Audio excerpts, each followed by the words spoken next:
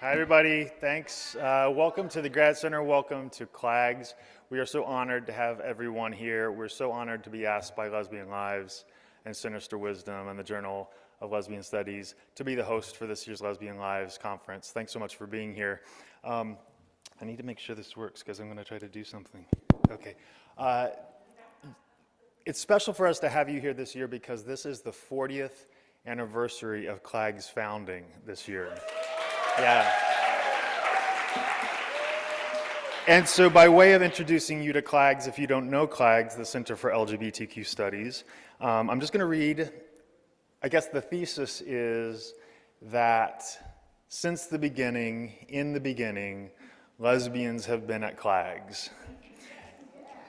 1986, Sonia Alvarez, Linda Anderson, Blanche Cook, Jewel Gomez, Hilda Hidalgo, Regina Kunsel, Wendy Kupperman, B. Ruby Rich, Catherine Stimpson, Maxine Wolfe, Rhonda Copeland, Barbara Smith, Carol Smith Rosenberg, Carol Vance, Melinda Cuthbert, Joan Nessel, and Esther Newton were all there at the beginning of CLAGS. And a little audience participation. A word from Blanche Cook.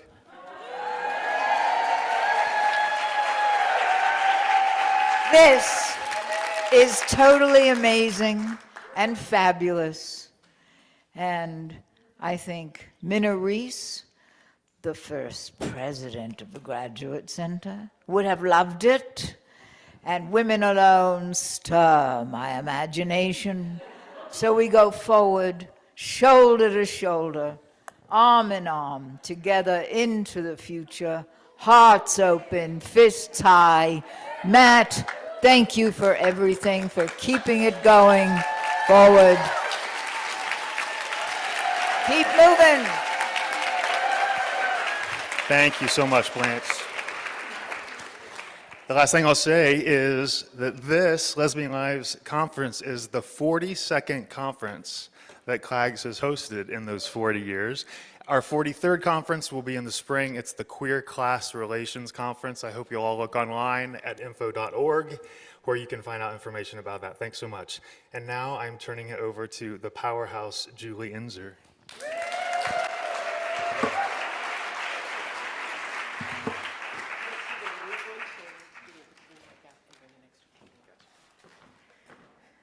I'm, of course, running a couple logistics, making Matt run a couple logistics as we get going. Thank you so much, Matt. That was great. If you don't know and you haven't been able to realize from your interactions with Matt, he's really fabulous and he's such a pleasure to collaborate with at CLAGS, and his leadership of the organization has been incredible and amazing, so even though right now he's climbing over chairs. I also want to say I'm grateful, I don't know if she's in the house tonight, to Sarah Schulman, who said to me, oh, you should talk to Matt Brim. He's a really good guy, and that sort of started my journey with CLAGS and being on the CLAGS board, so thank you. I do have someone's peepers. I don't know if these are yours. They seem to be readers, so I know some of you probably keep 20 of them and don't worry about losing them. If you are somebody, though, who's attached to these, please let me know. I will put them at the registration table at the end of the night if you haven't claimed them, and someone can claim them tomorrow. Oh, we have a winner. All right, we'll just come down.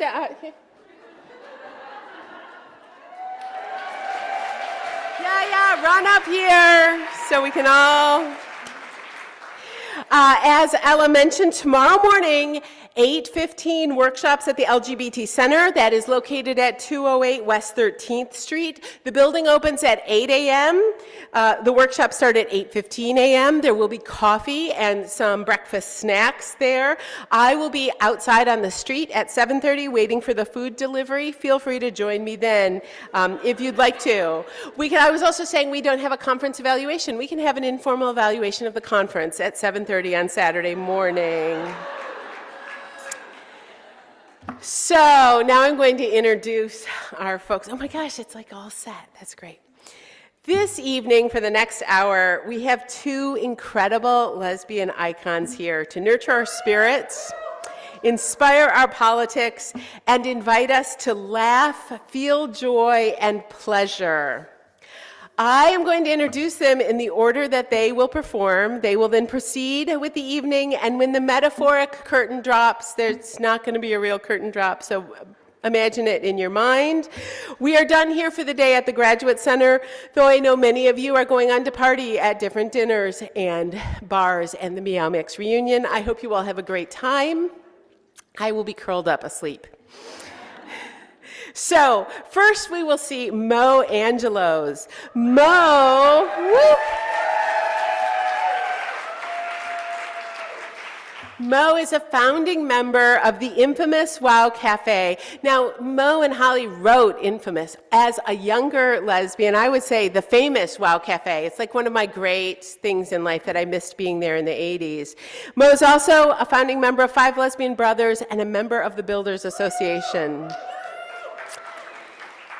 Tonight, we'll see an excerpt of her work in process, This Used to Be Gay, a shamelessly nostalgic journey to the sites of former discos, clubs, bathhouses, theaters, healthcare providers, and bars that once proliferated and provided gay people with an astonishing array of options for socializing, organizing, hooking up, finding themselves and each other. Thanks to Aine Gordon, Linda Chapman, Elise Dessette, and the Pickup Company for helping with the performance this evening.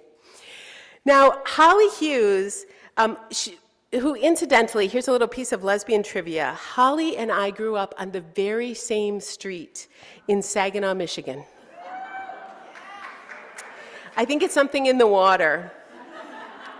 Holly Hughes is a writer, performer, educator, reared at the same Wow Cafe. Tonight, thanks to the Stamps School and the Arts Initiative ARIA Fund, they'll read an excerpt from a new piece in progress, created in collaboration with Katie Pearl, Indelible, a mashup of Brit box murder mysteries with endurance art, part Matlock, the reboot, meets Marina Abramovic, as told to Carmelita Tropicana. Tonight, we'll meet our postmodern sapphic gumshoe, Holly Hughes, whose preferred pronouns are simply Dick, and who has been hired by Anita Hill and Christine Blasey Ford to crack not only their cases, but all of the crimes of patriarchy. Consider this a trigger warning for both form and content. And I invite you to put your legs together for Mo Angelo and Holly Hughes.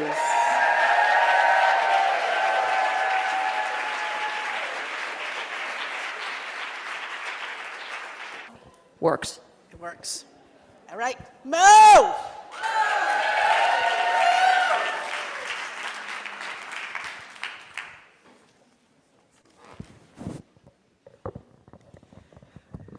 And all the fabulous, fabulous people like Julie and Ella and Matt Brim and Chad making this happen. All right, yeah!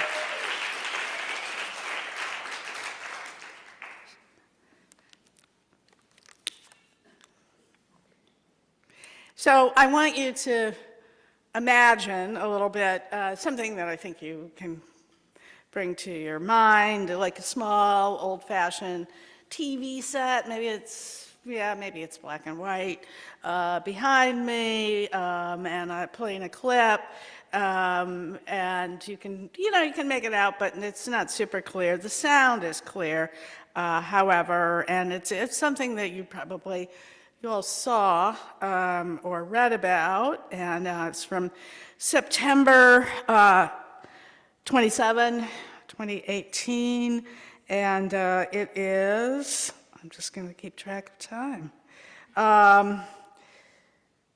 It's Senator Patrick Leahy of Vermont, and he is questioning Dr. Christine Blasey Ford in front of the Senate Judiciary Committee, and he asks, if you would, let's go back to the incident. What is your strongest memory of the incident? Take whatever time you need. The TV freezes. It wasn't date rape because it wasn't a date. It was just my friend, Jim, coming over to my house. We met in creative writing. "I love your writing," he said. I knew that couldn't be true. Nothing ever happened. Writing was the thing that was happening. "You're really smart, you're really funny." I knew that couldn't be true, but I wanted it to be. We always went to the basement. We listened to records, and I wanted it. I wanted it. I didn't know what it was. I mean, of course, kissing, sure. But there was also this idea then of bases, like, first base, second base, going all the way, baseball. And I got up to change the record, which is what you had to do. I wish I could remember what the record was. I don't. I turn around, and his pants are off, and then my pants are off, and I don't remember how. I don't know how. What I remember is the feeling of no feeling, and I remember that there is no kissing. There are no bases, or they're out of order. I mean, why did they say the thing about bases? What is that? Why they don't have to say that? Kissing is another lie. And then I want you to imagine there's a big, big sound that interrupts this, a forceful sound of somebody busting down a heavy door, and the door swings open, then slams shut behind with this like heavy metal final sound that that shakes the whole building, and it sounds very ominous, like institutional betrayal. And I, who I'm now standing up and have the lines that I haven't written yet in my head, and I turn on the flashlight, which I don't have here tonight, but you know what a flashlight is like, and I turn it on you, and I ask you, how'd you get in here? I mean, really. I run a very tight security system. You have to call ahead on a landline using a rotary phone, and the number is unpublished because it doesn't exist. I'm easy to reach. If you have the need, you just pick up any phone and you scream. That's my direct line. And it worked like a charm until, I don't know, like 10 months ago, and then, there was a lot of screaming on the end of the line. I thought I had to go to, two-factor authentication. So now I have a password. I asked the person on the other end of the line, "Can you name all 59 women who came forward against Bill Cosby? Can you name half of them? Can you name just 5? Would you recognize any of them out of context?" There's a pause. Well, let's be fair. It's not really a password. It's more of a short essay question. Pause. They stay in the line because, after all, this is my job. It's what I was born to do. Being a lesbian / queer / non-binary performance artist / private eye, a gumshoe is not just my job, it's a calling. And it's all one job. I'm not moonlighting. The hours, the imaginary paycheck, the same tangling with the authorities who are always in on it or protecting those who are. No one expects a detective or a member of the avant-garde to get along with their family of origin. There's a lot of rules out there, but to you, to me, they're just made to be broken, like the fourth wall. Ha, ha, ha. I am the goddamn fourth wall. I walk the streets of this city. It reeks of impunity, collecting receipts.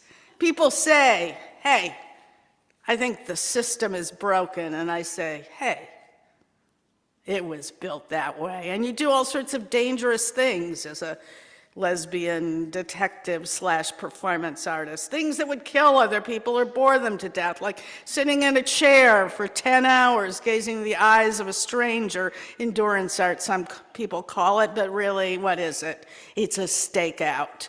You jump through plate glass windows unscathed. because you have a really nice blazer on. You get shot a few times most days already today, but hey, you just keep going. You don't slow down. You land on your feet. It's not too bad. It's already been written about for art forum, and sure, you got to pack some heat. Yeah, I got a gun. In my case, it's Chekhov's gun, but fortunately, I've never had to use it. I work the cold cases because they aren't cold to me. Each one a one-act tragedy directed by capitalism, funded generously by white supremacy and mass incarceration, and starring misogyny. Read the program for the other credits.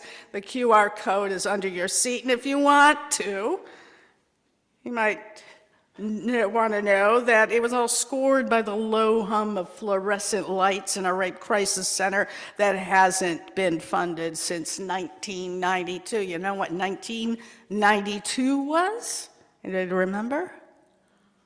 The year of the woman. 1 year, 1 woman.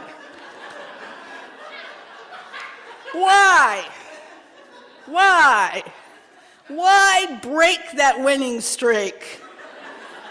Completely ignoring, hating, dumping on women. What happened in 1991? Well, maybe her name is Anita Hill. Well, this is when you realize maybe you're sitting in the dark, so you turn on a few lights, and you, the audience, thinks, I'm going to turn on some of those bare bulbs dangling into the set, like, in an interrogation scene. It's really out of a different genre. It's adjacent, but nice try. No, I do not light bare bulbs hanging from the ceiling. As the lights come up, you notice it's a flotilla of vintage bras. One for each year the Equal Rights Amendment has been pending. And I'm not turning them on, I'm setting them on fire. I mean real fire. No need to worry, pal. This is all a controlled burn. You see me light a match, or somebody give me a light, and you wonder, where's that light coming from? Well, Audre Lorde, of course, because her typewriter is in a file cabinet. I think she's still typing on it. She's in there, she's retyping uses of the erotic and other messages to the future that we can't read yet because they're written in the future tense, and maybe if the future arrives, we'll be able to understand them. And sometimes she retypes James Baldwin and reads it out loud. The place in which I'll fit will not exist until I make it, from Nobody Knows My Name. Wait, oh my God, sorry. I think I forgot the trigger warning. Oh, sorry, it should be at the top, right? Okay, so here it goes. Now, you might have figured out that what's happening here is a reading of an unfinished work, but when it's finished, it will be multimedia, have a big set. It will be very funny and yet a moving show, impactful about a dark topic. And you might have guessed what the topic is, like that giant pile of stuff we call sexual misconduct and, what did I write? Oh, gender-based violence, and all the things that those that fit into those categories, and also all of the things that should be in those categories, but we just don't have the guts to put them there. And I'm going to call them, for the purposes of tonight, a light entertainment. I'm just going to call it rape, as in rape culture. And it's not about men. Okay, so don't worry. It's not about a specific individual, although I may name some names, because it's about patriarchy, something that I can't really spell. But unfortunately, I will have to mention some men. But you shouldn't forget, we already know that, like, when you hear the names of specific individuals, you hear men's names, you want to think, it's patriarchy, not individual men. It's a system, not men per se, although also, of course, it is also men. I mean, there's subtext. I will make a promise, however, and I will keep it. If this thing really starts taking off and I get on a roll and I got a nice grant going, I am not going to stop the momentum of the emotional truth I'm unfolding here to tell you that I love men or like men or even hate men.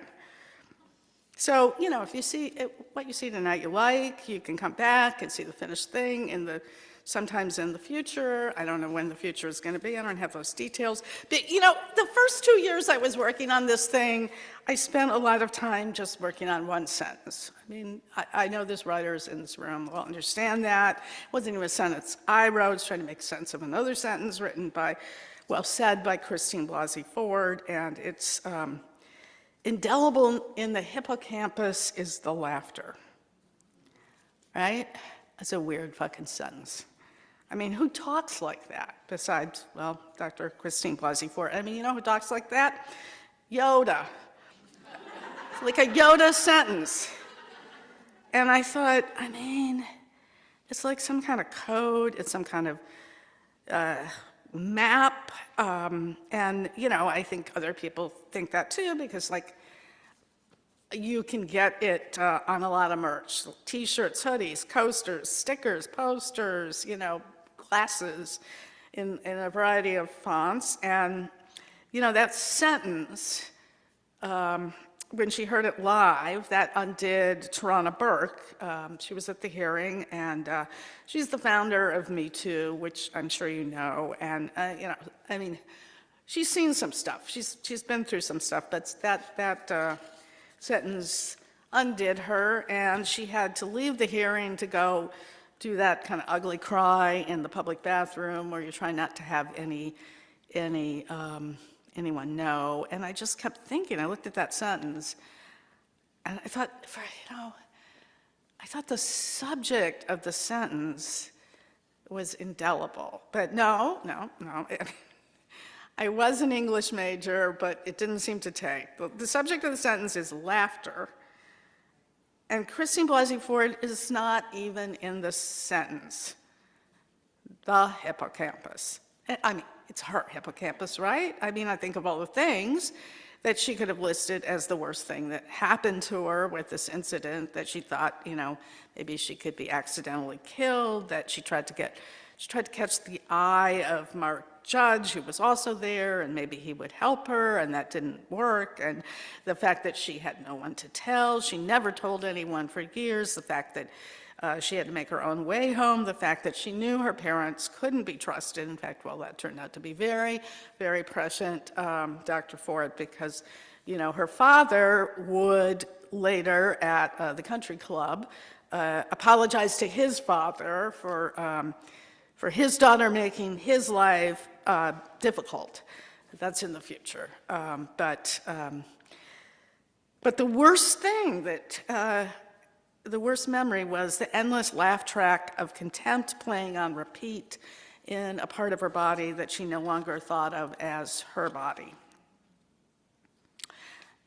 And then I spent a certain amount of time just watching the questions, listening to the questions that Anita Hill was asked in 1991. How many times was she asked to specifically repeat the details of the pornography that were described from her? And she doesn't cry. She doesn't cry.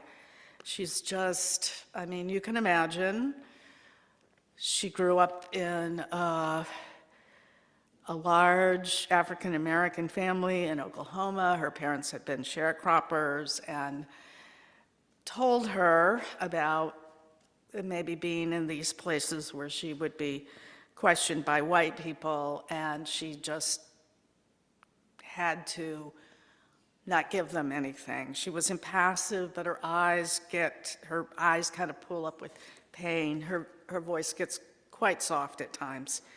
But the other thing I want to tell you about this piece, this isn't the piece, this is a trigger warning. It's going to be really funny.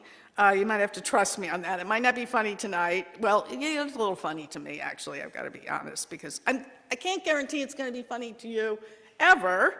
But they're my jokes, so it's my job to laugh at them. Don't worry about it. But I want to give you, to sort of help with the trigger warning, a little preview of how it will be funny. So I have this friend over. I know I just said that like I run a very tight security system here, but okay, so I had a friend over, this nice guy, well, not that nice actually, but kind of a mansplainer, let's be honest, but you know, he lifts things and he has a truck and you know, he'll move shit around if you listen to him, which is all fine, it works out. And he's kind of overwhelmed by the archive when he comes in. It kind of looks like a mess, looks like a lot. And I said, you know, I'm not asking you to like, you know, help me with this whole thing, just like over here, there's an area, there's a thing over here. See that thing over there, you know, see the sign that says rape jokes? You know, it's leaking, I think. I think it's leaking, and I think we have to get it off the floor, because, I don't know, I think it could be bad for the floor, something, it has a smell, and I don't, you know, I think it's leaking, and what is going on with you? Are you crying? Oh my God, he looks like he's gonna cry. He says, you have a file marked rape jokes. And I'm like, oh my God, a file? I have a whole wing of this building that's rape jokes. I mean, I ran out of the boxes. Some of them are bags. I mean, most of them are just in piles. I haven't sorted them. I mean, you know, this is great. This is really funny. There are 3 performance pieces called rape jokes. And then there's another one that's very good that's not called rape jokes, but it is rape jokes. It's the entire text of the show, and it's great. I'd like to read some of, no, I'm not going to read it. And there is a poem that went viral, which is hard to do, in 2014. It was everywhere, called Rape Joke. And guess what? Like every line of this poem starts with the rape joke, and guy's crying. And I think, like, don't cry. Do not cry. Like, at least wait until I get one of the mugs that's marked male tears and I can collect them. I am not going to drink them. This is a joke. It's an example of a joke. It says male tears on here. Maybe, I mean, you know, I know there are women who collect male tears and drink them, but I am not that kind of a woman. Okay? Disgusting. Just a joke. Just a joke. See, I said it would be funny. And like that. And this man says, this is a true story. I mean, all of this is true, and some of it happened. But he says, you know, I just have to take a moment. I'm just like thinking about how men really hate women. And I'm like, you don't get a moment. You had your no moment. Am I going to get no work out of this guy? I mean, how is this news to him? How can he walk through the world and not see it, not smell it? And, you know, it's everywhere, you know, it's out there. It's kind of the PFAS of the patriarchy. I mean, I'm sorry to say it out loud, but this stuff is in your food, right? It's in the water supply, in the air. You get those jeans that you spent a lot of money on because they were 98% cotton. And what do you think the 2% is? It's rape jokes. So, yeah, so it's going to be funny like that. And, you know, you can laugh or not, but, you know, if this is news to you, perhaps you shouldn't come. So that's the warning. Okay, consider yourself warned. Maybe you're tired. Sometimes I like to throw my feet up on the desk and I pour myself a little glass of metaphor. The desk is from 1956, the year that the FBI declared feminism a threat to national security. I mean, I don't know. I don't think there was a lot of feminism happening in 1956, but maybe J. Edgar Hoover could smell it brewing. I mean, literally brewing in the back rooms of all those social change movements where the women were like, you know, sharing their ideas and maybe writing things, but also making the coffee and typing up the notes. Maybe the notes were of what they, you know, their ideas, but they were putting some guy's name on it, and then, you know, they'd have to make dinner, more coffee, then they had bad sex with the men who got credit for the work they'd done, and, you know, I mean, I have to give it to J. Edgar because he knew this would not hold. And you look around the place, you notice a few things like the exit sign replaced with one that says, "No is a complete sentence." a tattered poster for a Take Back the Night march, annotated in red, like some questions to consider, like, why do we have to do this every year? Why do we have to take it back every year? Who gives it away? The person, oh, I'm on the phone. I did answer the phone. And there's this person, woman, non-binary individual, I don't know, and says, I don't know their names. I wish I did. But I do agree that women don't make rape accusations to become famous. And she asks if I'll take her case, which, I mean, here is the archive. Sure, I say, but you know, lady, I make no promises other than I'll listen, I'll write it down.